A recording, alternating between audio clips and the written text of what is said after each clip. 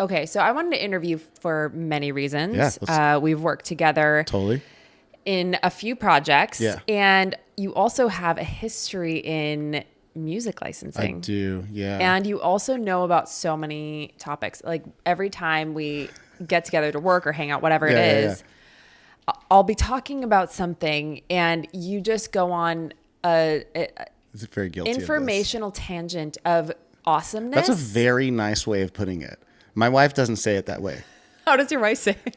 I mean, most of my house just like tunes out if I go on more than 2 minutes. 2 minutes. It's just they have a very short attention span for my bullshit. They just don't dig it. Oh my But gosh. I've been accused of this like most of my life. No, it's impressive and it's super Thanks. cool. Like I always learn something when I'm with you. Same. And you're just full of knowledge in all of the Thank you. aspects. But how would you describe your career?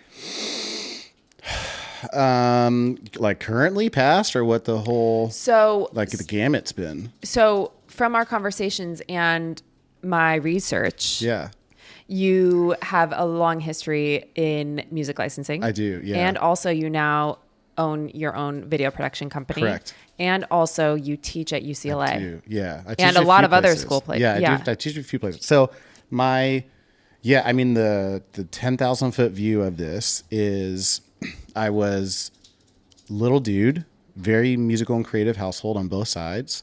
My dad was a performer and a singer, guitar player, all that stuff. My dad had so my dad told me he was the second man to walk on the moon, and I believed this for the longest time. And now both of my kids are like believing / questioning that Papa was the second man to walk on the moon.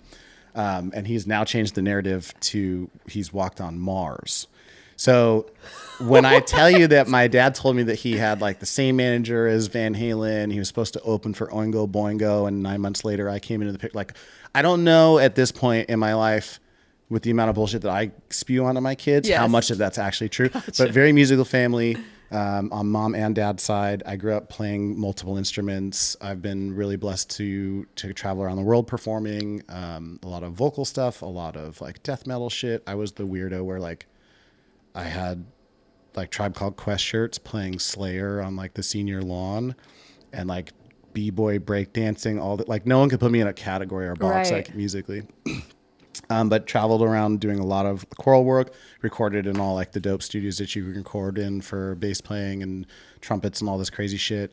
Both my degrees are in music business, and at some point I realized like this type of crazy avant-garde music that I was making like would never buy a house or support a family or do any of these things. Yep. Without being like 300 days on the road. So I needed some sort of consistency in terms of the way that money was like being brought into the fray, right? Yeah. And so through my undergraduate, we kind of had this understanding like music licensing is literally a federal obligation that we have. Yeah. Like the copyright statutes are in, like you have like a Bill of Rights that are talking about freedom of speech, freedom of press, and all these different things, but then it translates into the ability to own intellectual property assets. And so looking at what record companies were obligated to do, I was like, oh, we could stop releasing music tomorrow and people would have a job for like 15, 20 years. Wow. So I moved into that space right at the time where digital assets and digital products became huge. Like I started in 2005, YouTube came on 2006. So like I built a career in like licensing these digital properties and digital video. And you guys remember ringtones and master tones? Like when you would call, Yeah, right? Okay. absolutely. So like, it was like the perfect digital identifier. You have a story about this. Like what was your jam? Well, I dreamed about moving to California for a long time. Yeah. And I knew that I wanted to play basketball in California after I graduated. And so my entire senior year, I had the ringtone California by Phantom Planets. Yeah, of So course. every time someone would actually call me, because no one ever does anymore, and it's Right. always on silent, Totally. that's what would play. Yeah. And so you had a part of that. So we would do those. And then there was something called the ring back, which is when you called someone. Oh, yeah. When you were waiting for them to pick up the phone, like that was the thing that you heard. Right. And most of the time people would have that bum, ba-da-bum, bum, bum, bum, bum, bum, bum, ba-da-bum, bum, bum, Oh my gosh, bum. yes. That's an old, like, it's public domain. Nobody has to license that. So they would just put that on there as like waiting music, which is atrocious. No one should ever do this. Like, it's not, it didn't sound great. That like, song it was specifically? yeah, it was just like, you know, when you put it on hold when you're talking to like Chase Bank or something like that, they put on this horrible music and you're like, ugh. So it's the same thing, right? So we licensed that and it gave me a way of being able to perform, and like we were still making records and going on the road like on the weekends. And if I had to tell the people I worked with like, yo, I got a dip for a week because we had this opportunity to open for such and such, like everyone kind of was doing the same thing, so they knew. So we were, you know, had this crazy like little niche that we were focused in while we were able to perform. And then kind of halfway through that, I realized my wife and I, at that point we were together forever. She's going to say it was way longer and arduous than it was. We got married. I went back, I got my master's, same subject, but kind of like an MBA equivalent. And I really wanted to teach. Like the same like musical family was also educators. And, you know, you just get like these experiences where you kind of have your life course altered by certain people. And it was always like these insanely dope professors that were like multifaceted in everything that they did, right? They were like tenured professors, but they also had their own entrepreneurial endeavors that they did, and they were like expert witnesses here and all. And I was like, yeah, these guys are the raddest people in the world. Little did I know. like court. So something happens in court, and then they would go and say, "Here's my expertise." So you would have, it's called infringement, right? Yeah. People like also know it as plagiarism, but because Ed Sheeran just went through that. Ed Sheeran's always going through this. Okay. He's like my running joke in my classes. Really? That, like, he's always being sued by everyone for infringement, right? And there's a whole long reason in terms of why and like how it happens, but the expert witness gets called in the instance where that court case is actually going on, because most of them just settle. So when they get called in, they need to make this assessment: they call it substantially similar or not? Like, is it actually the same? Yeah. And if it is the same, then there's an issue there, right? But if it's not, it's cool. So they call these people in expert witnesses that like analyze what's going on in the dictation of the music. And so these professors like did a whole bunch of shit. I had this guy, Joel Leach. Shout out to Joel Leach, is still around. He's an OG. Love it. And he was professor at Laureate, which is like the highest professor you could be. He had this expert witness thing. And then we found this crazy earthquake preparedness book that he wrote in 94. And it was supposed to be published in January of 94, which was like literally 2 days after the Northridge earthquake. And he taught at Northridge, and he goes, I made more money on that book than I ever had with anything in my life. He goes, I went on Letterman, I bought a convertible. I was like, yeah. So that was like the blueprint. Yeah. Little did I know that I was like just managing adult ADD and understanding that like I really have a focus attention span of like 5-6 hours that I can dive into. And then like, I need to do something else. Yeah. So in my life now, I ended up leaving that corporate structure. It served an incredible purpose for me for a very long time. I worked in label system for like 15 years. What does that mean? So I worked as an employee in a record label for 15 years between, you know, interning and the time that I spent. I worked at Universal for a long time. And it was great. I got married. I had my kids, bought a house. I had a great position. Also, but you just kind of realize that somebody stamps a price tag on your head when you're in a system like that. And for a lot of people, that's like the dream. Right. You know, now I teach at my alma mater, CISA, and I teach at UCLA. I teach Cal Poly Pomona. I was at Musicians Institute for a long time. And like, that's the aspiration of those people. Like, can I work for Island Def Jam? Can I work? And it's incredible. Yeah. So like, I can't shit on that part of my life at all. It's not your dream. But at a certain point, like, it just ran its course. And so I went through, partly because of my graduate program and partly because I'm just like this constantly curious person and learner. I took like every personality assessment known to man, and all of them were coming back and telling me the same thing, which is great because I'm not bullshitting myself when I like put those things out, but it was nothing in line with what I was doing in like a corporate situation. And so I just started figuring things out and planned it. I had a golden parachute out of my job. I had kids. My kids were 18 months and 4 months old. I left a steady paycheck. I left insurance. I left all that stuff on the table. And I really had like no idea what I was actually going to do. Like, I knew I could teach because I was teaching at the time. We had some like e-com stuff that were bubbling, but it was like a full-blown Hail Mary. Into? At that point, I had no idea. But I knew like one of the biggest things was I had this like huge creative void because I'm at the time I'm doing music. I know I'm jumping around a little bit. Like I'm doing music, I'm performing like or rehearsing 6 nights a week. Okay. Still while you were working. Constantly. Okay. Right. And at that point, I mean, you're out 1, 2 a.m. every day, back up at the office at 8:30, 9 o'clock. Like you're grinding. But I grew up with dinner on the table and everyone's sitting around and you ask the kid like what went on in school today and you had like not like crazy traditional value but like traditional values, you know, and you can't do that when you're running that type of show. Like but that's what it takes in that world, right? So we kind of backed out. I had this huge creative hole.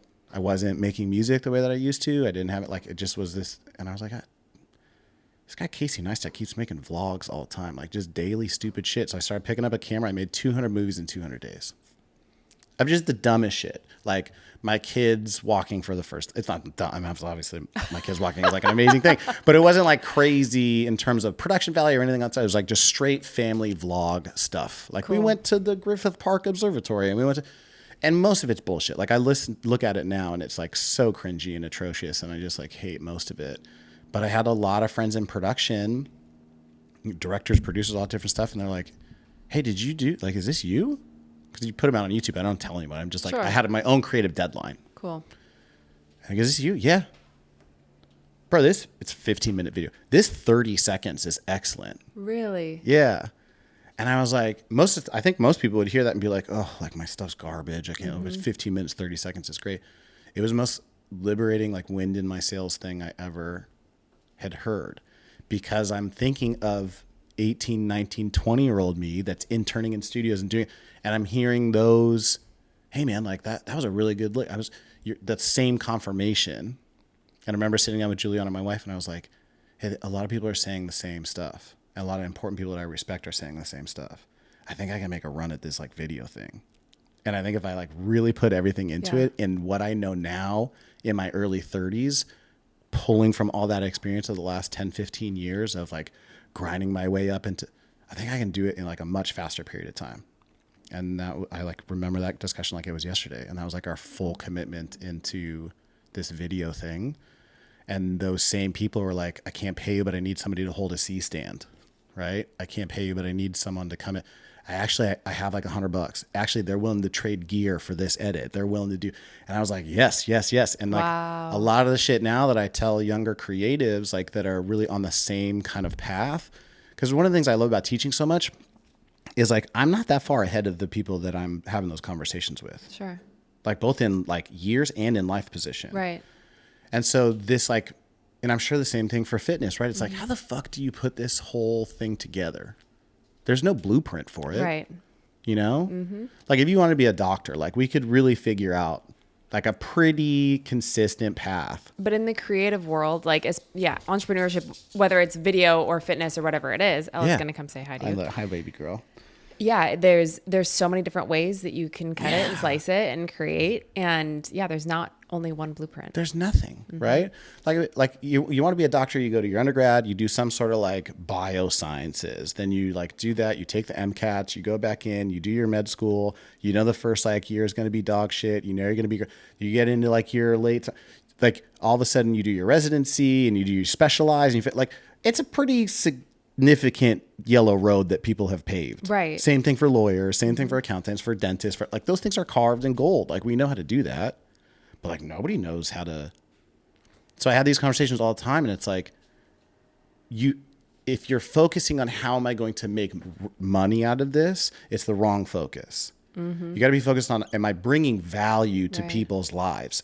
And sometimes that has no price tag associated to it, especially in the beginning, but you need those like, you're doing a good job. I call it the wind in your sails and the confirmation from people that have done it and are looking at like, what's your work ethic? What's your skill set? When you show up to these things, like what's your attitude? What does that look?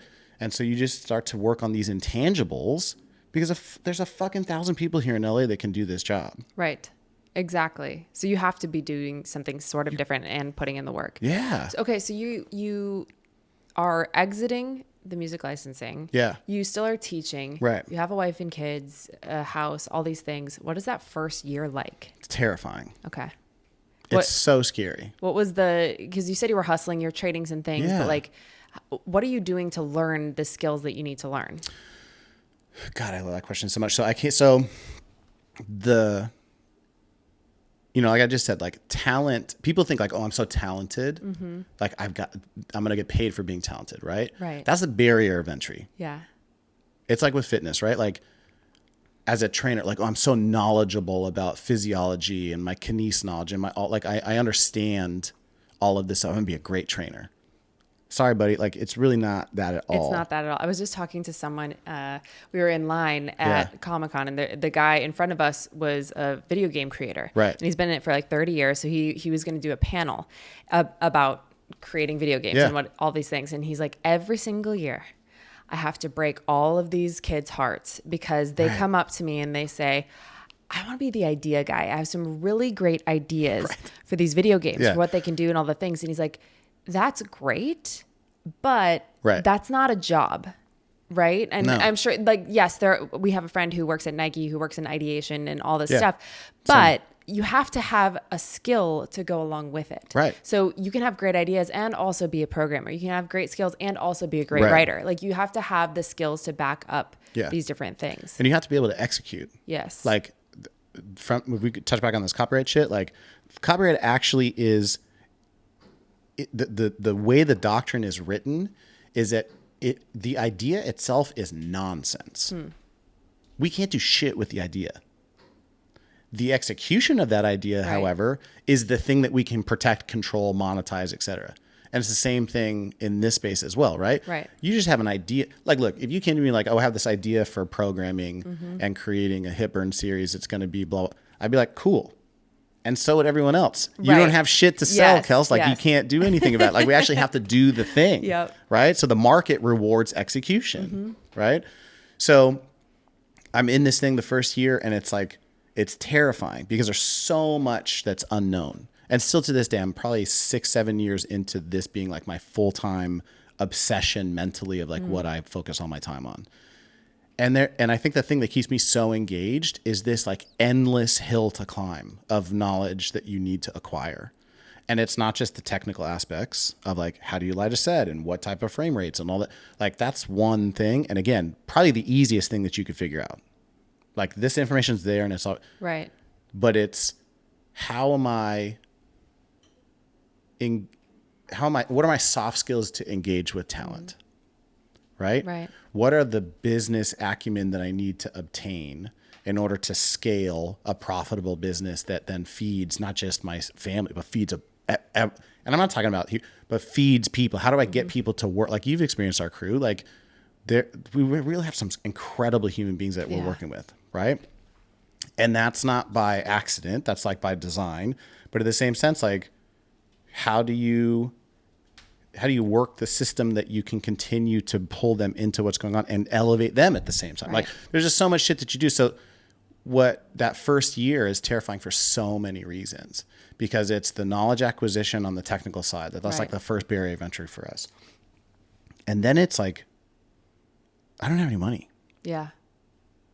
Like, I'm betting on myself, but how are we going to pay the mortgage? Like, and so the thing that was at that first year was the most important year in terms of like my mindset.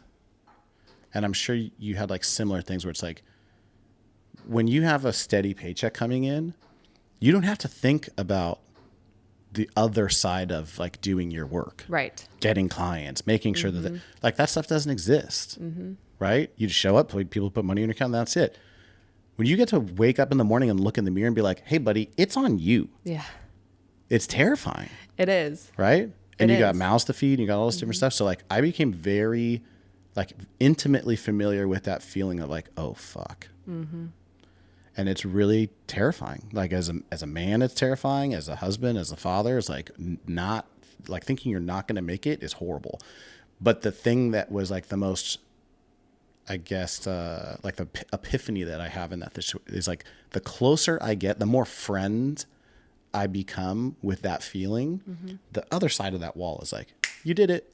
For sure. Right. It's like figuring out how to channel that into, it's not fear of destruction, but it's more, okay, positive fear and motivation to get it done. Yeah. Right. Yeah. So now that feeling comes up, that feeling of, oh, fuck, how am I going to do this? It comes up much faster in the process for me. It's not like, the mortgage is due tomorrow. and I'm feeling, it's like months ahead. Yes. And now I literally, I dab it up and I shake its hand when it walks in the door. It's like, oh, you're my friend now. You actually help me get to the bag and understand how these things move now. Mm-hmm. You feel like absolutely. Yeah. It's easier to, I don't know, take action when you're not paralyzed by the fear and you're able to channel it in a different way. And you have experience to call on that goes, oh, this isn't fucked. I actually have a process in place now because I've gone through this situation enough times to understand that, like, I got to pick up the phone. I got to go hunt and do. That's a different, and it's empowering. Yeah. But as a young entrepreneur, especially as a young creative entrepreneur, you can't, and I don't know that I necessarily call myself an entrepreneur, but like as a young creative business owner, those things are not, like, they don't teach you that shit in film school. They don't talk to you about that when you're getting your certs for, like, no one says those things. Yeah. Fear of the unknown, I think, is scarier than actually doing the thing. Anxiety. Like, the anxiety and not knowing what's to come. But once you do it, even just one time, totally, you know the feeling, you know what to expect more, and it makes it so much easier to repeat it. Yeah. And to me, and I think that you would vibe with this also, the idea of, like, I just have to get back to work. Mm-hmm. Like, the perseverating over these types of things, like, it does me no good. My best friend was telling me this last week. It was such a beautiful way of saying it. I'm totally going to butcher this, but, like, I think he was saying anxiety is fear of the future. Guilt is fear of the past. Mm-hmm. Right. And it's so to me, I grew up, my parents, a crazy 12-step household. Both of my parents are addict alcoholics, all this different crazy shit. So, like, they call it a head full of program. Right. And, so to me, the saying, and I was just telling my 9-year-old this the other day, because he was, like, super bummed about, like, he was just anticipating all this other stuff. And I was like, hey, buddy, like, when you live with a foot in yesterday and a foot in tomorrow, you shit all over today. And he, like, hit the deck laughing. And I was like, that's good. That's, like, what I was hoping for. Yes. But that's, like, the stuff that's just clanging around in this, like, big dumb head of mine is, like, you live in the present and you got to get to work. Mm-hmm. So the first year is when I came up with this thing called Export Every Day. Tell me about that.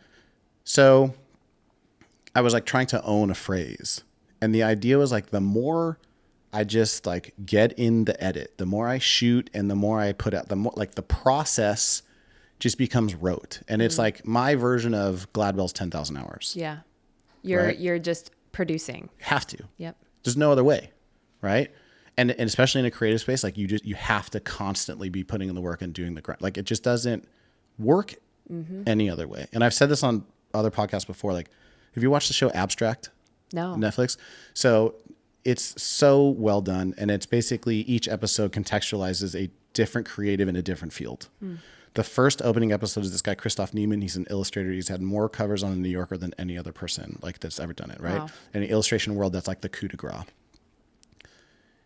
He talks about, it's very like Stephen Pressfield, The War of Art too. It's like eliminating resistance, where my job is 9 to 6, pen to paper. That's my job. I have deadlines. I have things I need to do, but I know that 99% of the work that I'm going to put out there is going to be complete garbage. But I can't get to the 1% without going through the 99% of the nonsense. Right. So my job is pen to paper, making sure that I'm drawing and doodling. And then through that process is when the genius comes. And we've seen these adages. It's, like, all over social media right now, right? Like, and that,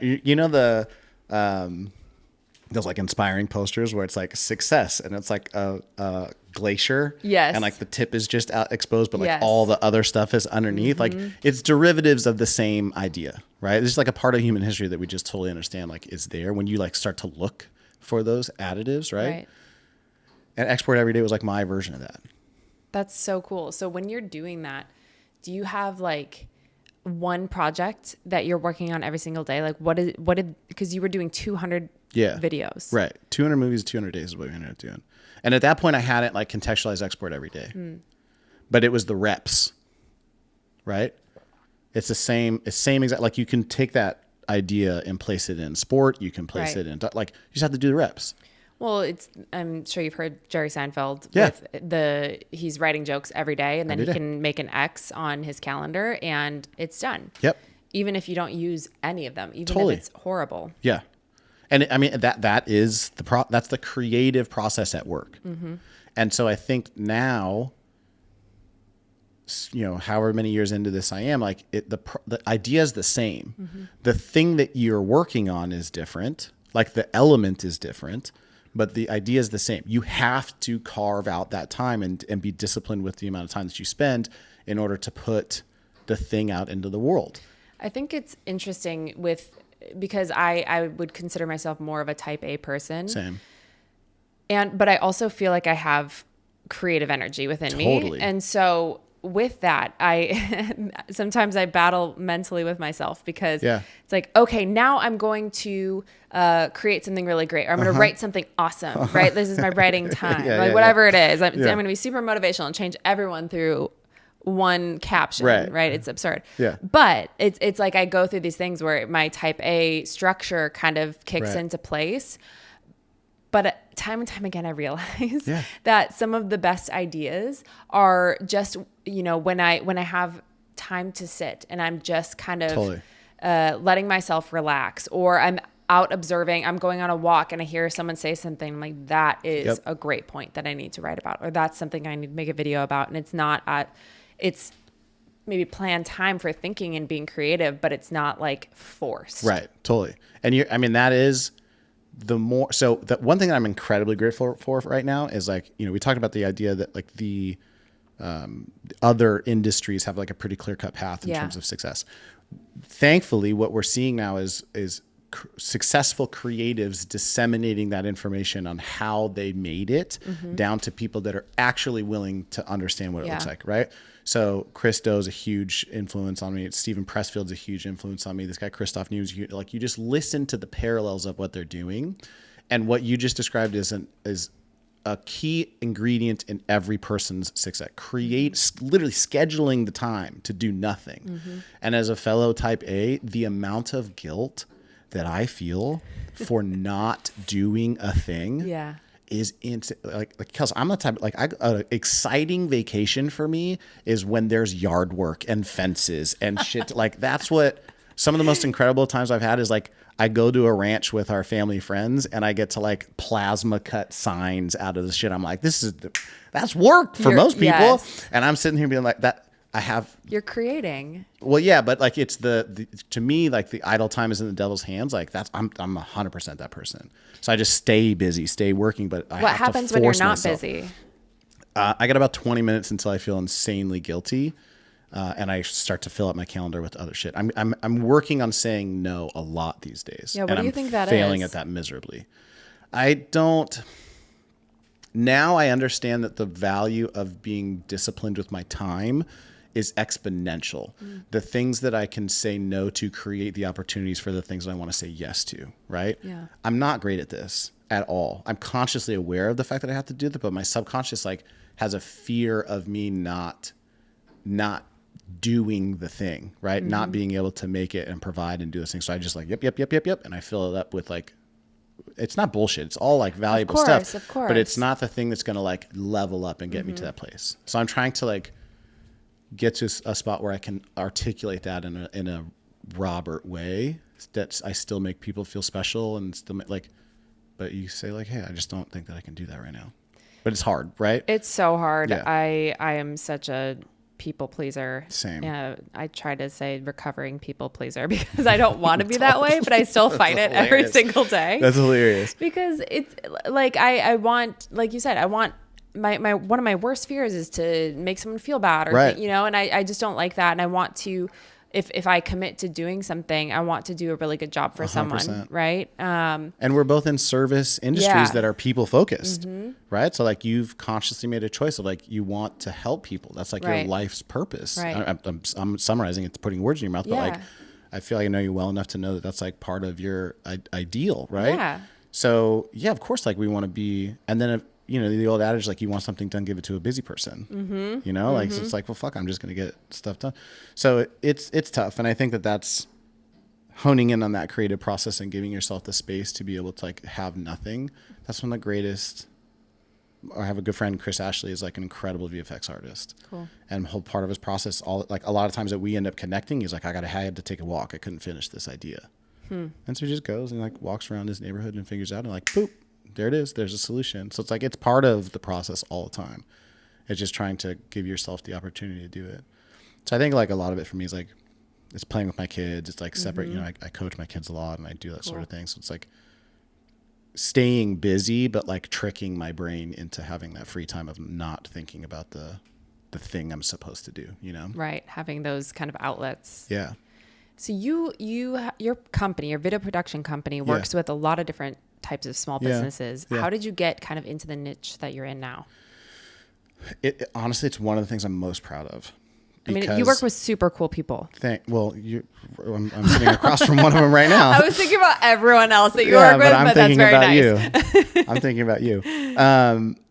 So, you know, I mentioned the personality assessment stuff. And I hate to sound like such an old geezer with this, but like that's impossible. Right. But like when I say like I was getting feedback from these things, I'm talking about like Myers-Briggs, the DISC method, Enneagrams, the love language, like all of the, literally I took probably 10 of them.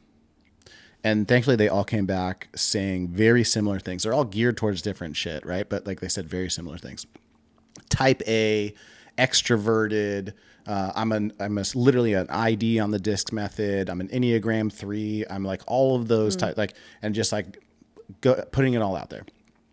And people, person, all that shit. So what that empowered me to do was to continue to just bet on my natural aptitudes. And I heard a great way of looking at this. Clifton Strength Finder literally was the nail in the coffin of like why I left a corporate structure. Okay. Because I was none of the things that I should be. Oh, right. That'll do it. Yeah. It was really insane. Yeah. And like if people are in a place where they're confused, like focusing in on those things is one of the greatest like pieces of advice I could ever give. And really listening to it. But I think the key is that it is a affirmation, not a revelation, right? Like you're going to do this and you're going to look at it and be like, oh, I'm not hearing anything new. Right. Right. These are all things that I'm like, yes, that's exactly who I am. Right. I get to practice being the best version of that person ever. So how do I get in the niches that I'm in right now? Which like we work primarily. It's funny that you asked this because we're doing like a huge exercise in like revamping what the business looks like cool. and like creating our offers and what niches we play and blah, blah. I was literally doing it right before I came to see you. They're just areas that I'm obsessed with. So it's health, wellness, and sports, and it's music. And that's like really it. Like cool. We just, and because I grew up an athlete. Yep. Like I'm a musician, but I grew up playing hockey and a bunch of different sports and shit. And my music stuff. So I've dabbled in a bunch of other industries. We'll do stuff all the time. But like where we win a lot and like the main clients that people recognize us for are within those two spaces. And the reason is because it's like, I speak those languages. And that's exactly what I was thinking. Just in the work that we've done together, you and Jay produced our starts. Yeah, Jay is amazing. Okay, Dennis, cut to camera 3 right here. So I just want to say, Jay, because I know you're going to be watching this and I want to tell you this. Like, you know, when you find people in your foxhole and you're like, this is my fucking dog, like my ride or die. And so for people that don't know right now, like Kelsey and I connected because of our mutual friend, Jay, who also is a wiener dog enthusiast, who came through Gordon. And Jay and I linked because of the internet, just like on some like straight human shit, like talking and being good and just being like the person that we are to each other. Fuck the creative stuff, blah, blah. And that just like naturally, organically came into us doing work. There's not a project that I want to do that I don't want Jay to be a part of. And I feel vice versa. So my guy, like I love you more than I could possibly say. And I know that I'm taking this like complete. We wouldn't have it any other way. No, you're my man right here. So anyway, Jay. so yes. Shout out to you. Shout out, Jay, my guy. So the stuff that we've done together, right? Yeah. You both produced our Start Strong program. We've worked together on the Mean Girls workout that we did for Pantages Theater. You've done a bunch of different things, and first of all, you're just easy to work with, Thank you. As a person where it's like I'm on camera. I'm, doing the things I need to focus. I need to, obviously coach the workouts and thinking about like intros and ads and like all that kind of stuff. You and Jay do such a great job of providing direction, of providing like enough like of an amp up where I'm like, okay, I feel like I'm doing it, because it's having a good rapport and a vibe between creators makes such a difference. It's everything. Because if I am stiff, if I'm nervous, if I'm frustrated with myself, it's not going to translate. Yeah. And so you all do a really great job of being like, okay, here's the type of shot that we need. Here's how we set it up.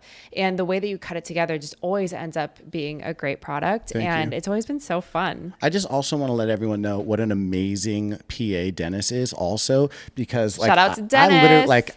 I'll hire Dennis any day of the week. Me too. Like the organization, the structure that he puts in, like he's like your key person, all that stuff. I don't even know that everyone realizes how shredded Dennis is too. So like Dennis his height and strength for like carrying audio boom poles. Like I've been thinking about like, it really, I might take him off your hands. I don't know if I could full W2 him, but like we might have a secondary career here, buddy. Dennis is truly the best. So he like does all of this for the production aspect, and also he does all the marketing. Like, look at this guy. Does everyone know? And I'll give you this. Like, then look at him back here. At this Denny. Is what he's done, and he calmed the dog down. Like, it's incredible, dude. Like, God, what doesn't where this did guy you do? find him? I don't know, man. I got so lucky. Crazy. No, but so thank you very much. And it's taken a long time for me to be able to like hear and receive like that type of stuff. But I'm really grateful for you saying that. It's something that we constantly are working on, because those are the intangible stuff that I was telling you about, right? Like that's a part of the mountain that you have to climb.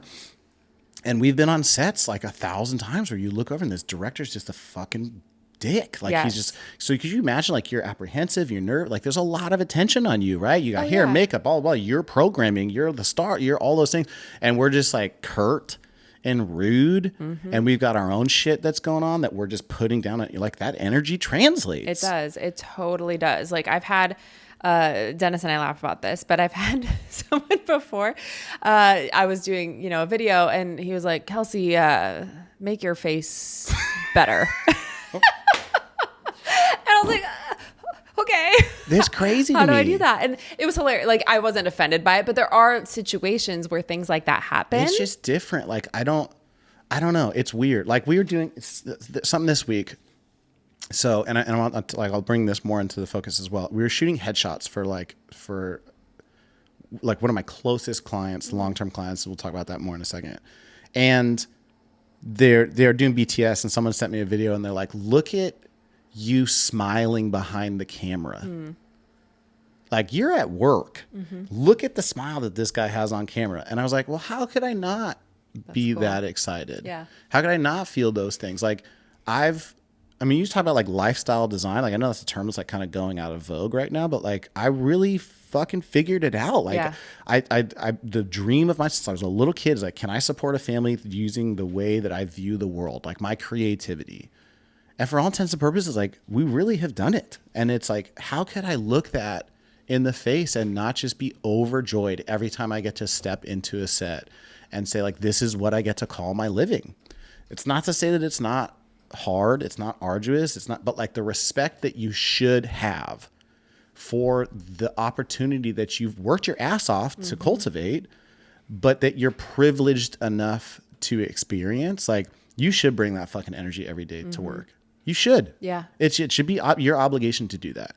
And if to me, I've been fortunate that I'm surrounding myself with people and clients and co-workers, for lack of a better term, that they have that same understanding and energy too. And it's designed that way with intent. Right. And it's not a fucking coincidence that like every time I see you, it's just like this crazy big beaming smile, and you just bring like, do we have bad days? Do we have shit? Does shit go wrong on set? Fuck yeah, it does all the time. All the time. But that's not the thing that we need to be focusing on. It's like we could be doing a lot of other crazy shit right now. But we have the opportunity to create this life. And I think it's so cool that we live in this day and age where we can create these jobs out of literally nothing. Nothing. Like you had an idea. And you learned, you worked hard, and you used your personality to be able to create this. And it's just, and I did it multiple times. Yes. Like, it's not, that's the thing that I want people to understand. It's like, I'm not like this crazy, like America, like I'm not like, right. That's not my vibe, but I am very intimately familiar with like what the structure of our country is and how it operates. Mm-hmm. I woke up 3 different times in my life and I was like, I want to do this thing now. Mm-hmm. And within 24 hours, I was that thing. Wow.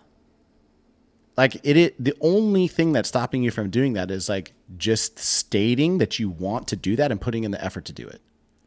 That's it. Incredible. Well, why I'm sitting here with you right now. Yeah. Like, I love the fitness business that you're a podcast host. Like, right. That's the same thing. We did it. And sometimes it's just the going back to the fear of the unknown, right. Or what if this doesn't work out? Well, what if it does? Right.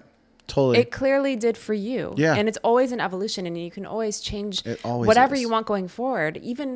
Even where you're like, okay, now we're refocusing on fitness and music. Right. Great. You just were able to zero in more on the things that you love to create things in your own way. Totally. And you touched on something that's really beautiful that I really want to expand on too. It's like the fear of the unknown. Like, what if it will never be like, because this podcast will never be exactly what you thought it was going to be. Yeah.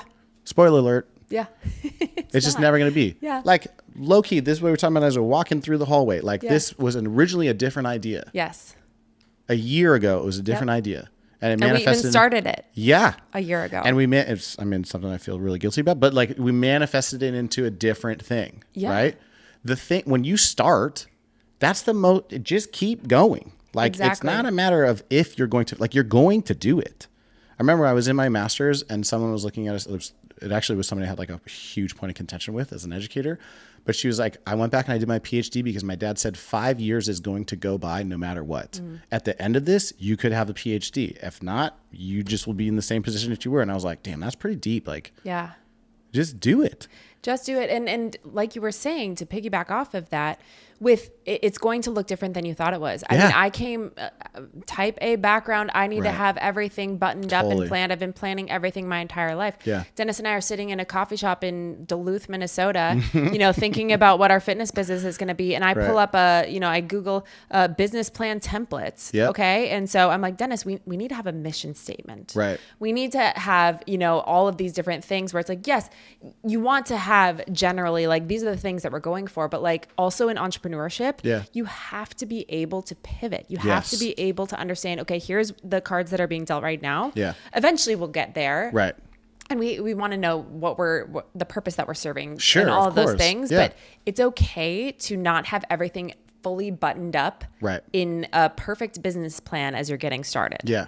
So this is the perfect segue. And, for so many reasons, because we've been touching on these ideas like a ton. We have a mutual contact in Boss, right? Just Train, for those of you guys that don't know. Like, Boss put me on. I was this close to going back into a corporate structure. Wow. This close. Wow. And one of my great friends, Galen Whittemore, is a new boss. Galen and I worked at Universal at the same time. We left right around the same time. We pivoted into 2 different things. I'm in tears in front of this dude, going, I think I have to go get another job. Like, I got fucked out of a lot of money, and I don't think I'm gonna be able to make it. And he's like, you can't do that. Wow. You've worked the last 2 years to build this thing. He's like, I refuse to let you go back into this situation. How much do you need? I'm like, bro, literally, if I just got like a couple grand, like, I could float it. I'll find you that. By the end of the week, he goes, I need you to go up to Leo and Lily's, which I don't know if you saw Boss being a waiter. That's where we shot that. Oh my gosh. Very first place I met him. I walked in, it was him, it was Kaisa, and it was a partner, Adam Ross in XD. And he goes, sit down with him. He's waiting for you. Show him the videos that you showed me yesterday. And he goes, and he goes, he has something for you. So I go down, I sit there, I meet Boss. He goes, perfect. What are you doing the rest of the afternoon? No way. Right? This started out on some like super small shit. Like, this is $1,000 a month to make YouTube content for Boss Everline. Wow. Didn't know who the fuck he was. I had no idea what was going on. I left that meeting be like, wait, Kevin Hart's trainer just said, like, let's go make videos. And that was the beginning of a 6-year relationship that continues to evolve to this day. Wow. And I can't, like, the amount of alignment and influence that person has had in terms of how we run our ship, and really like holding me accountable for the person that he knows I can be. Yeah. I feel like Boss, I have, run into him a couple times, and he's so cool in just what people see on the internet is, one version of Boss, but you can tell he cares so much. He's so intentional. He is super smart. Yeah. And all of the different businesses and things that he does behind the scenes that no one knows about. No one knows about this. I'm just like, this person is like next level. He really is. Like, you put it perfectly. There's no way for everyone to understand. Like, we've been trying. Yeah. Last year to 2 years, we've been like, do we let people in on what's going on in terms of like, it's a very difficult story to tell. Yeah. Because he's so well manicured and intentional about doing it for the right reasons, and being able to articulate what that means for the altruistic reasons of things, right? Like, and I say this all the time, like, you see Boss as this like big heart, like, he is those things. It's not a front. Of course. He's that guy. Of course. But he's also the biggest teddy bear I've ever met in my entire life. And if you're in his circle, this motherfucker will lay down on train tracks for you. And I've seen it time and time again. And like, it seems crazy to hear people say this. And you're always like, yeah, but do you really? Like, when he goes like, I just want everyone in my world to win. Like, how can we set it? I don't know anyone else that's like this. Yeah. Truly like that. I know some really genuine people, some like very caring and giving people, but at scale and the impact that they have, this dude's like, it's a different level. And so I'm blessed to be in an environment where it echoes the sentiments of what we're talking about, right? Export every day. His version is discipline over motivation, progress over perfection, right? And I remember hearing him all the time. He goes, I'll choose consistency over sensationalism every day of the week. I love that. Export every day. Just get through and continue to put out product, and one of them's going to hit. We put out so much content, it's stupid. And the things that we never thought would actually be the things that catch were the ones that just like blew up. Really? Like crazy. What? We went out one day. He's like, yo, I'm going to go to Venice. We're literally going to go play pickup basketball 3-on-3. I'm like, all right. I mean, the fucking stupid idea. We pull up to Venice. We get out of the car. Someone's like, hey, are you Ron Everling? He goes, yes, come with me. You're going to fucking play basketball with me. Now all of a sudden we have 3. And we go play 3v3, and that was the biggest thing that we had ever done. It's just some crazy, stupid, impromptu talking shit baseball stuff or basketball in the middle of Venice. That's incredible. Of course, dumb. The dumbest thing in the world. And it just blew up. And so now we're like, oh, well, we got like a man on the street type of vibe. We just did it the other day. He went and was a server at Leo and Lee's, a breakfast spot in Woodland Hills, California. Gone. The people in the DMs and in the comments were just like, oh, shit. Like, these people are paying attention to what we're doing.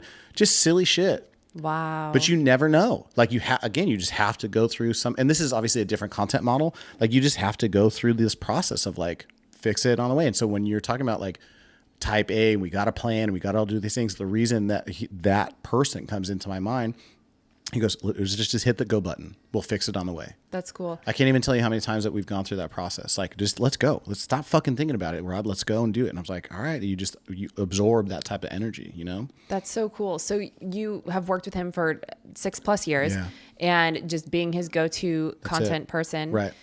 How do you come up with that? Are y'all just sitting down once a week? Like, what is... No, it's very organic. I wish it was like that sometimes. Yeah. Our schedules are so, especially as that relationship has evolved and the two of us have achieved more success. Sure. Like, it's a little bit more difficult to just kind of float around each other constantly like that. It used to be like that. Now there are different objectives that coming through. Like, he's blessed to have really incredible partners, and so a lot of it is derived from like what objectives the partners have. Sure. And so what role our content fills in those aspects. Like, are you talking about like a C4 and like that type of stuff? Yeah. Okay. C4, Pathwater. Cool. Therabody is a huge partner for us. And so it's a matter of kind of filling in the content needs and the narrative that they are looking for that particular time frame. And then how do we fulfill that, right? Are we creating characters? Are we creating storylines? Are we creating episodic type of stuff? Like, recently with Fort Knox, which is his production company, we've worked with Wes Armstrong and Chris Ashley and created these C4 Avengers, like the Energy Avengers, so right? Cool. And it's just like another crazy, stupid idea. Like, we were in the gym one day, Chris picked up a foam roller that, like, I forget the company, but like the one that you can cut is totally hollow. Yeah. And he stuck his hand through it and he looked at me. I looked at him and was like, Mega Man? He's like, Mega Man. And that like spanned this crazy fucking idea that like has taken off and we've done a bunch of different things with. So like a lot of it is just super organic and it definitely plays into what's going on and what's relevant in culture. And then sometimes it's just like, yo, like we got to make this fucking yogurt commercial. Like, how are we going to do that? You know what I mean? Right. So, in that aspect, it's very organic. It moves and is very fluid, but that matches like what our lifestyle and personality is too. Right. You know, we're always on the go and we're always moving around and doing shit. And sometimes it sparks an idea. And other times you got to sit there and be like, yeah, I don't really know what to do with this Subway commercial. Like Right. this one, we're struggling on this one, you know? That's a great one to put some extra time into thinking about, though. I mean, I know. That's a great partner for that. For sure. For sure. That's so interesting. Yeah. So I mean, look, like so much of my life and my success is owed to that relationship and that partnership. Mm-hmm. The cosign is huge. The ability of the doors that he's been able to open for us has been massive. And so trying to serve that relationship as best as we possibly can and give it the true attention that it needs, like is a huge part of what occupies my time. And I'm very aware that not everyone can have that relationship and not everyone can have that type of launch pad, I guess is probably a good word for it.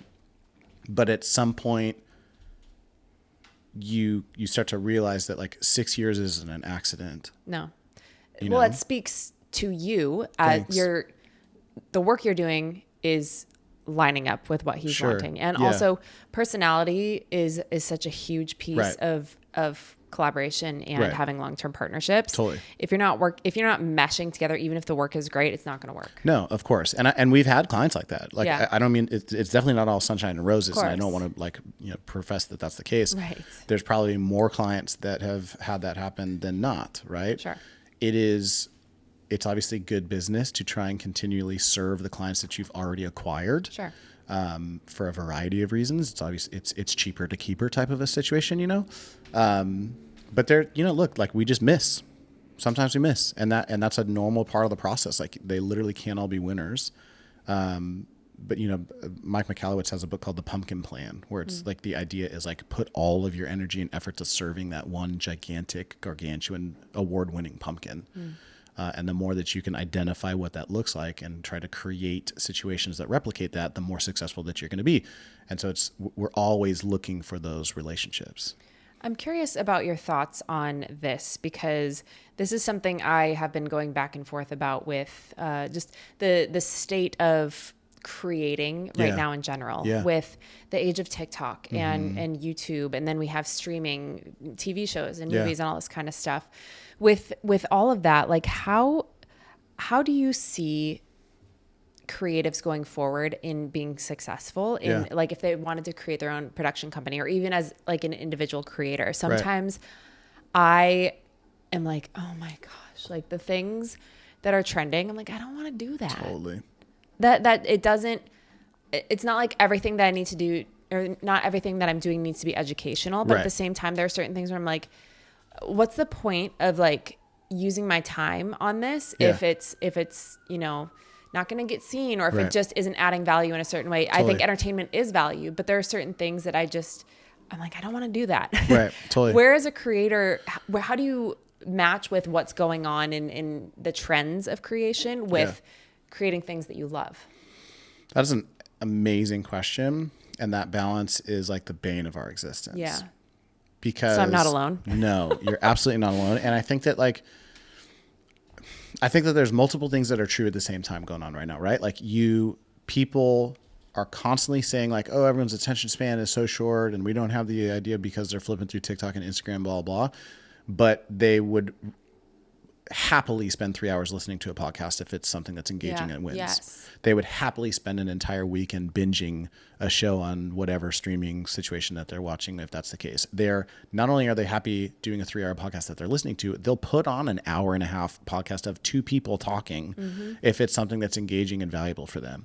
So I think that one of the truths is that there has to be a balance of both. There has to be short form and long form content. And I think that it all really comes down to this idea and notion, which is incredibly difficult. I realize that as I'm saying this, but like there's a saying, this guy, Sean Cannell, he goes, he who understands the audience member best wins. And I try to think about that constantly. And we have a very marketing focused approach to the way that we look at our work. Yeah. And, I've had this conversation with you a few times. It's like, who is this for? Where is it going?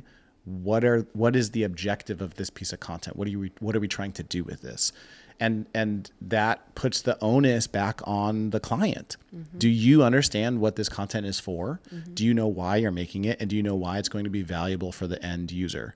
And a lot of that, especially because we focus on kind of a smaller business objective, is like, you may not know that. Right. You may not have that marketing understanding. You guys definitely do. Like, I'm always incredibly impressed on how well you understand the metric. I mean, shout out Dennis again, right? This like literally, but like how well you guys understand like the metrics and what that looks like, what conversions, all that sort of thing, and who that actual person is. Right. Right.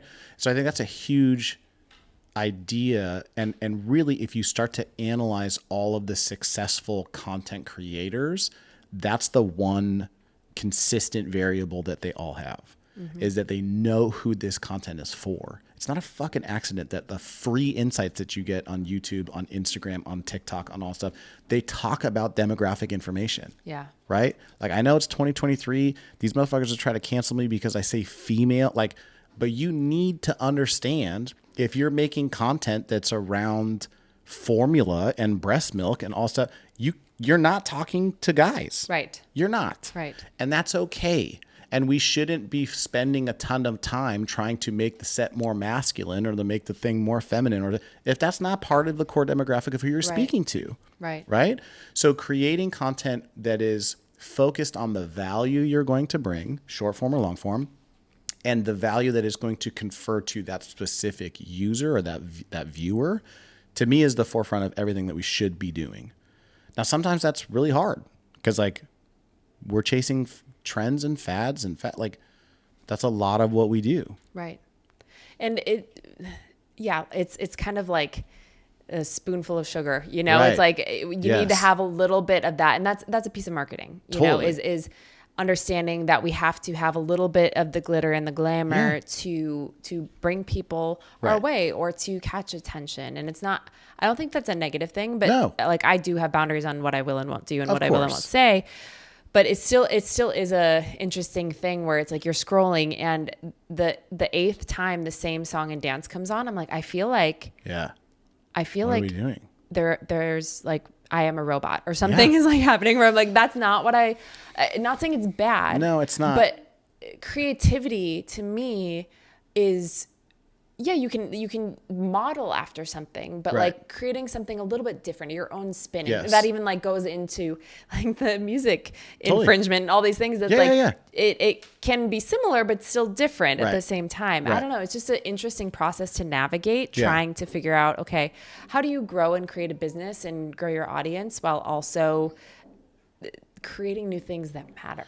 And I think it's interesting, like in the context of Just Train and Boss, he has certain kind of recurring themes of things that he does. Design. Yeah, like the sprinting that he does with people. I think that's so funny. Yeah. He's always just talking trash and like it's showing his personality, but it's really engaging because it's like, okay, obviously he's going to smoke everybody that he races. Yes. Unless if it's like Usain Bolt or something, which he would never race. Right. He's only motherfucker, I know exactly. I'm not going to tell your secrets. But just know, I already know. Exactly. So he knows who he's racing at that point, which I get. I understand. He's had some heaters. I've seen some L's taken. We won't talk about who they are, but it's happened. But yeah, like the recurring characters, like the Racing Boss is one, right? Yep. We did a deal with Michelob Ultra that we created a character called Versace Boss. And it was because we created this idea of you versus you. So it was Boss talking to himself, right? And Boss motivating himself when he didn't really feel like it. And so like we had these conversations, and that became a character that we used for a brand deal that was an ongoing thing with Michelob Ultra. That's amazing. Versace Boss was like swagged out, decked out, blah, blah. And he was just like too cool for school, couldn't do it. And every time he comes in to Real Boss, which is the real, get the fuck out. What are you doing? You don't deserve to drive. You need to run there. And it's all these things, right? So, but it's with an intention of creating an ecosystem of characters that have specific messaging that they're going to be putting across. I think that's brilliant to it's creative, it's engaging, It's him. it's different. Yeah. And it's very true to that person. Yeah. And I think that's something too, that's important in creating, content or videos or whatever Totally. it is. It's like, understanding, okay, here's the general scope and landscape of what people are interested in right now, Right. but like, how do you infuse yourself and your Yes. personality? Because like, for example, just in me training, Right. I'm nothing like Boss whatsoever. Right. If I were to try to coach like Boss coaches, Totally. people would probably laugh at me because it'd be 100%. so disingenuous. I don't think I've ever heard you say those words in my life. No. And I would be like I would clutch the plurals, be like, wow, What's happening? Yeah. No, but like he's awesome and I respect him and Totally. all of these things, but our personalities are just so different in that Right. sense. So it's like, okay, understanding you don't have to do things the exact same way that people do, shouldn't. and you can still be doing similar things. Totally. Because there are certain people who are going to gravitate towards different ways. You Yeah. can still be yourself. And I mean, look, this is the through point that what we've been talking about. You articulated it beautifully. Like I know I'm not the production company for everyone. Yes. I'm just not. Right. And that's okay. Well, and that's why you focus on the things that you're focusing on. Yeah. Because we love you. Like we Thank you. can't get enough of the things that you guys create. Thank you. And I appreciate it. But the same thing, like this, I think what the internet has done in being the ultimate meritocracy, which is people voting on what's dope or not, is it creates space for everyone to win. Seth Godin has a book called Tribes. I'm obsessed with tribes. I'm obsessed with Purple Cow.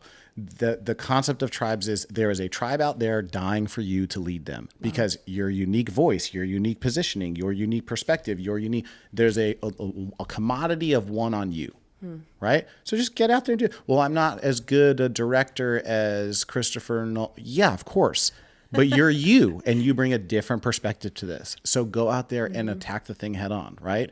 And then Purple Cow is in a sea of brown cows, be a purple cow. Be so unique and weird and different and outstanding that people focus on what the brown cow is. And I think that, to me, is content creation in the internet. Like, Yes. own your lane. Right. Be unique, be different, be all of those things, and own your lane and your positioning in everything that you do. We do that on our side. I do that in the content that I put out. I do that in the way in which we create products. Right. There's a definite voice and cadence and emotional structure and visual presence in the shit that we create that is unique to us. I'm continuing to develop what that looks like over the next 10, 12, 15, 20 years. Right. It's not a thing that I'm ever going to stop doing, but I'm always looking for a way of having a Teegarden stamp on shit constantly. And I'm getting every day I'm getting closer and closer and closer to figuring out exactly what that shit is. And I think that that's what everyone else should be striving to do too. Like, it is a fail forward, faster environment on the internet. And the only way that you consistently tread water is by just trying shit and putting stuff out and seeing what works and export every day and going, this is great. Let's iterate on that. This wasn't, let's keep moving, or put this on the back burner until it becomes a thing. Because it takes the pressure off of needing to have it be perfect and flawless. It can't be. If you're exporting every day, if you're putting things out there, Yeah. it's like, yeah, not everything is going to get traction, but Totally. it takes the pressure off and just gets you in the habit of creating. Yeah. And I think it's just so interesting too, because a lot of people are like, well, this industry is so saturated, whether it be Right. video production companies Totally. or fitness companies or literally anything else out Right. there, especially in creating content. Yeah, it is. Yeah. But also, we weren't around, No. prior to 10, 15 years Right. ago. And there's going to be new creators coming up every single day. Totally. If people didn't start creating where they are now, where's the future going to be? It's an excuse. Yeah. And it's an excuse that's based off of fear of failure, Yeah. which is something obviously I touched on in the beginning of this conversation. Like, I'm intimately familiar with that.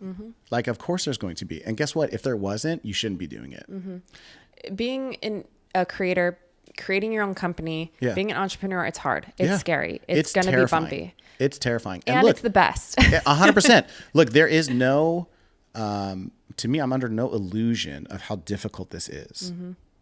Like, and so the same to you sitting across from me, like, it's not an easy task to do what we have sought out to do on our terms with our personality. Like, you're doing this on it. And Yeah. And it's possible. And it's totally, it is now, I say this all the time, and it's crazy to me how valuable this perspective is. If we look back hundreds of years ago, my job as a creative was completely funded by the state, right? I was like the commission types.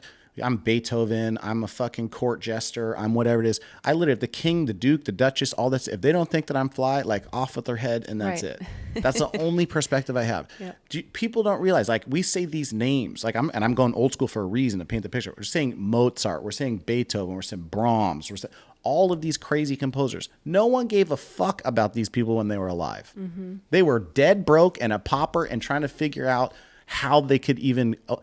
No one cared. You can wake up tomorrow and be like, I'm going to be a YouTuber. Mm-hmm. And if you work your ass off and you put out 100 videos and you do it and you find your audience, you know who it is, you could have crazy money.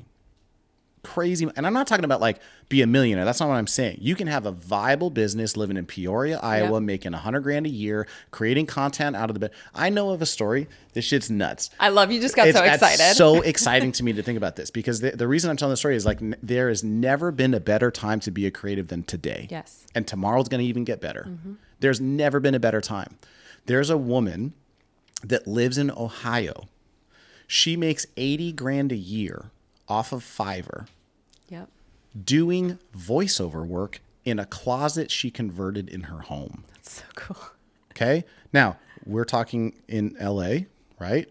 And $80,000 a year in LA is not like, it's not going to get you a home. But she knows exactly where she is. Yeah. And she has a digital asset that she's creating for people in a closet in her home. And she is winning big time being able to do something like that.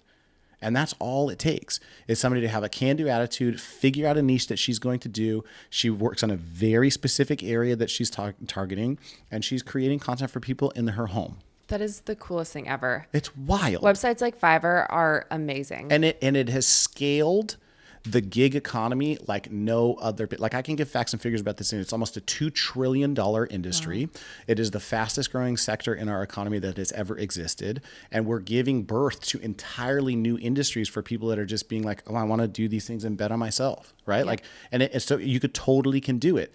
But like you said, it's not easy. Mm-hmm. It takes discipline, it takes determination, it takes planning, it takes work ethic, it takes all of the different things, a constant desire to be growing and understanding and learning your business. And as long as you're putting those types of things, you're going to get there. Right. You're going to get there. Well, and like that first step of that learning curve, it always feels so daunting, terrifying, especially like when you moved into creating videos and all of those things. There's so much with the gear and the X's and O's and all that kind of stuff. Right. But once you learn just some basics, spending what was the study? The guy was saying it was like 20 hours of intensive work. Yeah. You can get over a general learning curve to have some basics. Totally. Yeah. And from there, the sky's the limit. That's a Hormozy line, right? Is that what it was? Yeah. Okay, yeah. I think he was quoting this other guy who like did all the research, and it's like it's stupid how low the threshold is to be able to be proficient in a thing. Yes, that's what it was. It's like I think you're right, 20 to 24 hours of concentrated work that ends up putting you in a 1% category. Yeah.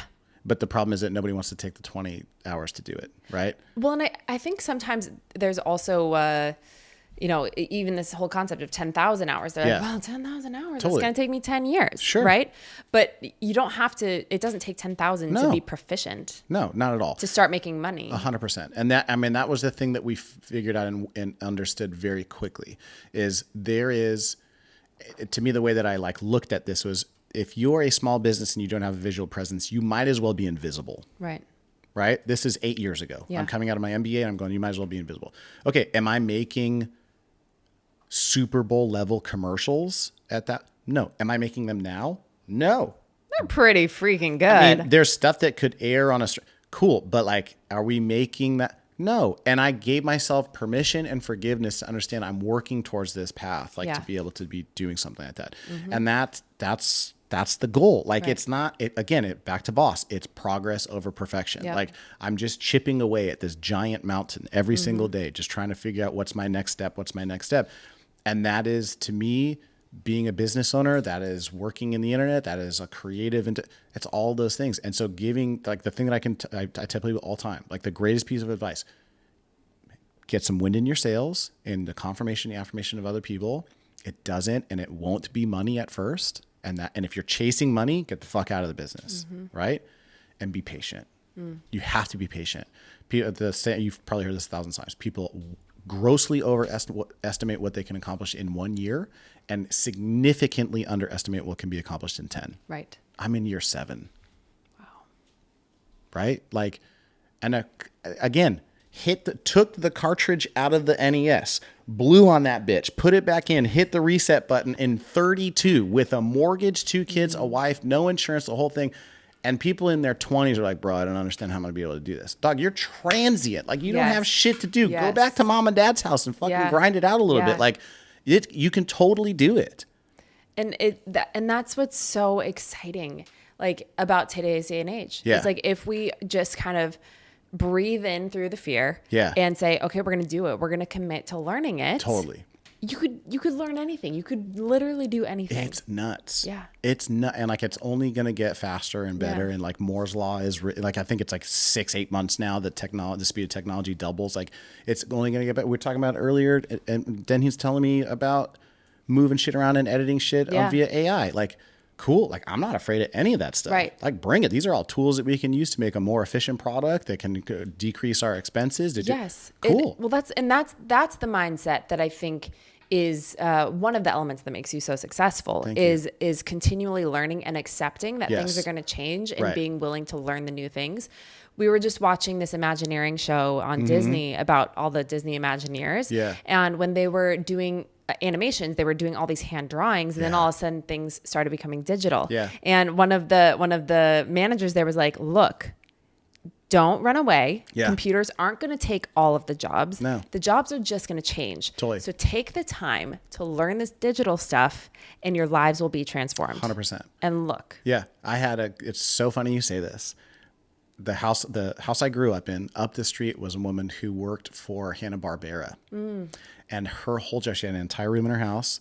Her daughter was Samantha, and we would like play in the cul-de-sac, whatever. And I would always just like peek into the room and like, what are you doing? She's like, oh, I'm like just doing frames. She would have to hand paint each individual slide. Wow. Right? And tens of thousands of those slides become the cartoon that we see on the thing. She had to hand paint them all, Kelsey. Amazing. And I was telling my kids this. We were at the lake 2 weeks ago. I was telling my kids this as we were looking at them, like, they're making little flip books and like stop motion shit. So cool. And I was like, yo, like, I used to watch this person do that.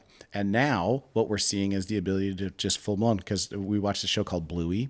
Oh yeah. Okay. And the I have a niece and nephews. It's my favorite show, period. How do you feel about Peppa Pig? Peppa's okay. I think Georgie's a crybaby bitch, and he needs to like calm down. I won't tell my niece. She'll be really upset with that. Peppa's cool. I made up a song for Peppa Pig. Okay. It's the whole thing, but like Bluey's my shit. Okay, great. And in the newest episodes of Bluey, they break the fourth wall, and you can actually see Bluey being animated. Oh my gosh. And so that's what we were talking about. I said I could see this woman who had like hand painting the things, and now they're doing everything by computer animation. It's the exact same thing.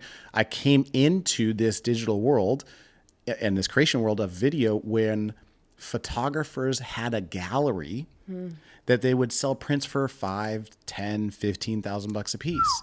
And now Instagram's going, put that shit up here for free. Yeah. And they're like, what? Yes, I can't possibly. And that's the switch. And I was like, oh, those people are going to be the dodo bird. They're going to be gone. Yeah. And so it's fucked up that, like, I mean, the ratio of time, energy, resources to the amount of time that people watch the content that we put out is so disheartening. It's crazy. Mm-hmm. Yes. It's crazy. It is pretty wild. And that's where I have the internal struggle of, okay, how much time do we put into these short form things? Totally. Because if it is just going to be a flash in the pan, I don't want to spend an entire day creating something. No, I totally agree. But we also do have to understand that we need to adapt and change with the times in some capacity. Totally agree. Because times are changing. Totally. And we don't want to be those photographers with the galleries and all grumpy about it. No, you can't be. And I mean, and that's the thing. I think that what will keep you alive longer in the things that we do is the ability to have that happen. Right. And you have to find a way of making it work. We do a lot of batching. right? So like, you guys experienced it. Like, let's record these sessions, but at the end of them, since we're here and we have all the shit set up and we need to do this, so like, let's get another 5-10 pieces that you're going to be using for promo and that's going to be here. Let's take some stills out of this thing too. And let's maximize the time. Oh shit, we're on this location and we just turn around and there's a whole other section over here. Like, let's just turn the lights. Let's just go over here and start creating this content here. Oh, as we're shooting on these gigantic, stupid, expensive cinema cameras, like, let's just pull out a phone and like just be those things. Like, it's a way like to try and maximize the content. And I think you guys do this exceptionally well in terms of the preparation that you put into not just the thing that we're shooting, but all the ancillary assets that we have to do, in saying like, yo, can we also do these things? You know, and we have those discussions up front and we're like, well, we need to do this promo stuff and we understand. Cool. And then you guys as the client take the initiative and be like, we're thinking of these vignettes. Fucking great. Like, I want that stuff from a client so much more as an active participant in the creative process so that we can do our job of over delivering on value and how it's done and get to a place where you feel like you should be double, triple paying what we got because there's so much shit that's going into it. Right. It's interesting. Well, that must be an interesting element too, like working with clients, because what people say they want and what they think they want is sometimes different than what that's the whole takes. Game. And the amount of time that it takes to create certain things. And so like for me, I've learned that from doing this for a long time. And so I'm like, okay, here's a very clear picture of what I want. Here's an example of what I want it to look like. Here's we want the 30-minute video. I also need 10 ads from it. I need 30 pictures. I need XYZ. Doing this. Well, and it's experience, right? Yeah. I mean, it's from failing that I've learned that that's important, because in my head, I know what I want. And especially because Dennis and I have created on our own for so many years. These are things where it's like, we riff back and forth about ads all the time and things like that, where it's like, okay, now we know if we're leveling up and working with a bigger production company, we need to be very clear about how we work in our expectations. And then you guys have always been so amazing about being like, okay, here's the deliverables you can expect from this. And that has cleared up so many things with, obviously it's been great with you guys, but other people as well. Sure. And it's, I mean, the setting of expectations early on in the process and the over communication of what that looks like. Right. And it's only based off everyone's experience. Like we can't do anything other than what we already know. But the ability to say like, this is what we're looking for. This is what we have, like the clarity on that type of stuff is a dream. Right. But the name of the game is I can't even tell you how many times that we hear this and we're like, look, we just need like a 15-second edit. And I'm like, that's cool. We're dealing with it right now. There's a client that we've been nurturing for like probably 4 weeks. All we need is like X amount of shots. I'm like, yeah, but your X amount of shots is like the opening sequence of Cruella de Vil. Like, it is sensationally difficult to do. And the linchpin in all of this is a thing that you're not willing to pay for. So like, it's crazy, that type of, but that's the job.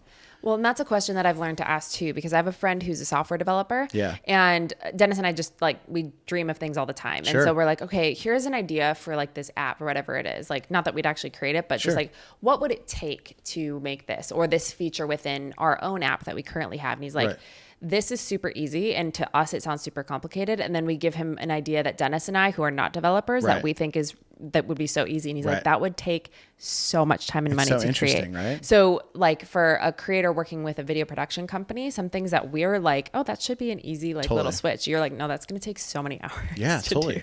Now, look, there are things that are templatized by design. And I think that you can't get to scale without approaching the craft that way. I think that's just smart. Yeah, you just have, I mean, it's the same thing for you guys, right? Like you create these assets once, you're going to be able to utilize them over time. And the more that you can do that, the exponentially cheaper the asset becomes to create, right? And that's value. Right. So, approaching that stance as a creative and understanding like, well, if I set this up once, then I can do multiple things with it afterwards. And the job becomes infinitely more, the margins get better. Right. And that's a thing that year 6, year 7, we're like, oh, how can we, but it doesn't happen without very clear, consistent communication and expectation setting that happens on the first phone call. It's not like this fix it in post bullshit that's like floating around. Like, no, I want to have, if that means I have 15 conversations with you before we even take a shot, that's what it means for us to be like an overwhelming success. Yeah. So that's like another thing too, is like the scalability of what you're doing. Like, we've been hyper focused on like the deliverable, the actual thing that you post. I don't want to say that's irrelevant because that's like a crazy, stupid thing to say, but like there's so much else that goes into the pot of what you find valuable as a client. And it comes from like, what does the discovery call look like, right? What does the pre-production phone calls look like? What questions are you asking the client to vet? Are they actually a good client for you? Right. Are you guys in alignment? Do you have like commonalities that are going to be, because like we said, there could be directors that you just don't, God, this is miserable. I didn't even want to be in this situation. Right. And then you have to work another 6 weeks with them in post. So that front end of it, when I send over a proposal, is it just like a piece of paper, or can I customize that experience for you to make you feel that much more special, right? Can I give you a mood board or a template that looks like you're like, wow, like you guys really put in, yeah, I mean, these are just assets that we've continually curated and have an understanding of, oh, these are products that we've already created that look like, and these are the testimonials from play. So I create eliminating buyer's remorse early on in the buying cycle. I'm setting expectations early on in the buying cycle. I'm figuring out all of the ways that I can have these communications points with you. And then we haven't even hit record yet. Right. It makes the whole process so much smoother. And when everyone understands what the expectations are. Totally. Like my job right now, the way that I look at this is like, there's a marketing director that's making $75,000 to $120,000 a year. She's in charge of probably a $3 to $5 million marketing budget for the corporation that she's working for. She's fucking terrified of an unknown videographer like myself that has no track record, that can't put any trust in her and do all this. Why? Because she has to pay her mortgage, and that's dependent on me not fucking it up. Yeah. Right? So how do I get to a place where I can communicate that I'm a trustworthy individual that's going to deliver on the promise that I gave her, rather than receiving a phone call from another mutual friend of ours? I just shot a 6-week program and the person left with the hard drive. I can't get a hold of them. Oh gosh. Yeah. Terrifying. Yeah. It's terrifying. So approaching it, to me, scale as a creative at this point. And then I feel Dennis working around looking at the different times that we have left on the cards. So we'll start to wrap it up. But to me, like, the scale and longevity as a creative is almost not even dependent on your ability to hit record and edit. Right. It's just not. It's the planning. It's the, Yep. It's all of the other value intangibles that get put into the pot. And it's, and those are the differentiators that I've been fortunate enough to see in mentorship and the things that we put our time into in terms of like educating ourselves as business owners. And the difference between people that are just like, I just like to shoot shit. Cool. Then you would probably just be a freelance DP that's great. And again, that's a great role. No qualitative assessment on it all. Like I just play that role for people all the time. Like I need those people constantly. But if you're looking for a way of like, how can I make disproportionate money? It comes down to all of the other intangible pieces that happen within the buying cycle that almost have nothing to do with you hitting record or editing. And that's an interesting thing that we've, discovered and tried to think about in like entrepreneurship in general. Right. Like owning a business is challenging. There's lots of different parts to it. People can do it with lots of different personality types, lots of different skill sets, but understanding what goes into all of it, it takes practice, but also you have to be persistent with all of it. Right. There's just so much that goes into it. So it's like understanding, okay, am I going to just be a freelance DP? Am I going to be, fill this role in a different way? It's different than owning a full business. And like, am I going to be a trainer that is just working at Equinox? Am I going to be like, or am I going to scale my own? It's all the same idea. Right. It's all the same idea. It's figuring out, who am I serving? What do they look like? What do they talk like? What do they speak? Like how do they, and figuring out ways of constantly communicating value to that person and building the brand and the brand equity over time. It's consistency and persistence over time. That's what builds trust in the client. Really, I mean, in any fucking relationship, right? Like if I told you one thing today and then and tomorrow I did something, you'd be like, But if I'm always that person showing up, you're like, even if it's some shit where you're just like, I can't count on Robert for this, but like I know that I can hit him for these things. Like, fine. Right. But it's the consistency and the persistence of it. I think far too often in business, period, we're seeing people that are like 1-2 years, like, fuck that, I can't figure. Yeah. Roadblock. And I'm like, I don't really want to do it anymore, which is fine. Yeah. That's fine. Totally. But just knowing that when roadblocks come, you have to figure out how to pivot and move through it. Totally. Yeah. Totally. I thought this was great. Dennis, I don't think you'll be having to cut too much of this out, right? Like, 0. I mean... You're keeping all of it. I have 2 more questions for you. Oh, fine. That's great. I love 2 more questions.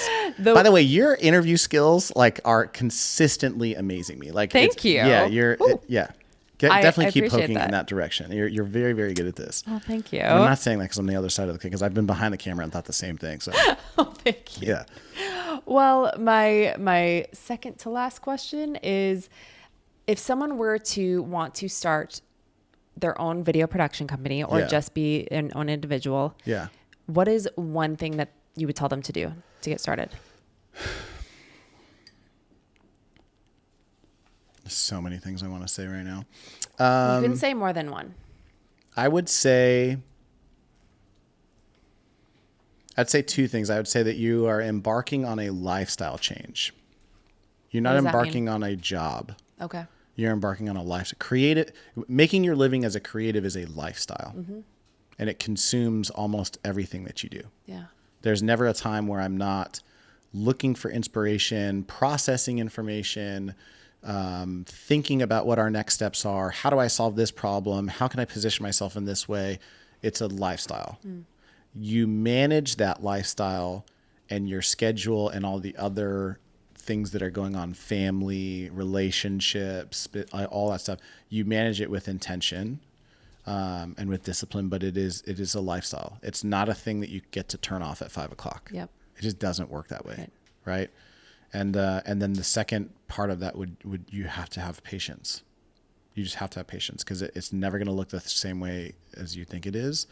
And you need to give it enough time for the thing to manifest itself in front of you. And I really believe that. I think that life tests you constantly to see if you really want the thing that you say that you want. And it comes in your dedication and persistence and pulling that shit off. Cool. I love that. If you weren't doing what you are doing with video production and music licensing, what would you be doing with your life? This is a great question for me, and I have a very short and speedy answer, which is I don't think I would be doing anything different. Like the easy thing that I feel like would make a lot of sense is I would be doing a version of what you're doing. Cool. In the health and fitness space. Yeah. I actually think, and boss, if you hear this, I'm not fucking doing it for you. I actually think I would be a great trainer. Oh, you totally would be. And not because of how I move and the fact that like I feel like I understand human psychology enough and I understand motivational theories enough and I can connect with people. Like I'm very aware that my superpower is my human connection. And that is the essential piece of being a great trainer. Obviously, we want to keep people safe. Obviously, we want to understand programming and get people every asshole can do that. You can learn that. You can't learn how to, or there is a lot that's kind of intrinsic about being able to connect with people on a deeper level. Right. Knowing how to be empathetic, knowing how to listen. These are things that they set trainers apart. Totally. And I mean, that's true for any industry, of course, but you would be a great trainer. Thank you. Do you want to create the workout that we're going to be doing after this? No, I came to you for you to do that, but I'm sure I'll implement something. Yeah, but in saying that, I have been so blessed, and there's not a day that goes by that I don't wake up and write down how grateful I am for the fact that I have created a life and I'm being paid for the things that I literally did for free because it was that fulfilling to me. That's so cool. And it doesn't go over my head. I'm consciously aware of this, and it's something that I'm so prideful that my babies were telling me, I'm about to have a 9 and an 8-year-old, but they were looking at me and they come into my edits and they give me notes and they're part of my process, and they were with me when I was shooting this part, and they come and they go, Daddy, what let me see the edit for the thing that we did, right? That's super cool. And it's very fun as a creative professional to have my boys be that attached to what I do. Yeah. But I'm looking 20, 30 years down the road and knowing that they are going to look back. This is my hope, but I'm sure there'll be a fucking ton of therapy that they're going to have to go through for the figure this out. My hope is that they are going to get to a place where they can look back and know that they grew up in an environment where they had parents that bet on themselves and that showed them what living their true passions looked like. And that's not that's not something that I overlook at all. And I know that everyone at some point in their life goes through this kind of crises where they're trying to figure like, am I actually living in my like true passion and being the person that like I'm giving my gifts. Yep. And I can confidently say like I'm in that space. It took a lot of fucking hard work and like a crazy amount of emotions to get to that place. A ton of fear, a ton of like all of the stuff. But I'm here to tell you that like on the other side of that is a life that it's not free from problems. It's not free from any of that stuff. Like I'm a real dude. Like I deal with a lot of insane shit on a very regular basis, but I choose joy and I choose happiness and I choose contentment and gratitude every day of the week. And the result of that is waking up 99% of the time being like, let's go fucking kick today in the ass and just go and crush it. Like, love it. And that's no cap at all. Like I really truly feel that way. And because of that, I feel like I get to pull other people into my orbit that have the same energy. And you are no exception to that rule at all. Like I feel so blessed to be here having this conversation with you, dabbing up Dennis and when I get here, like we're very fortunate. And I don't think that's by accident, but I'm also incredibly grateful and aware that that's our world and that's what we've created. And it's rad. And I'm blessed to be here. That's so cool. I mean, this has just been so much fun. Same. I always enjoy every conversation with you. More than and you know. Opportunity to work with you. And Same. The fun is just beginning. We have so many years ahead. Yes, I agree. So, Rob, where can people find you? I'm RMT Shoots on all of the things, socials, website, all of that stuff.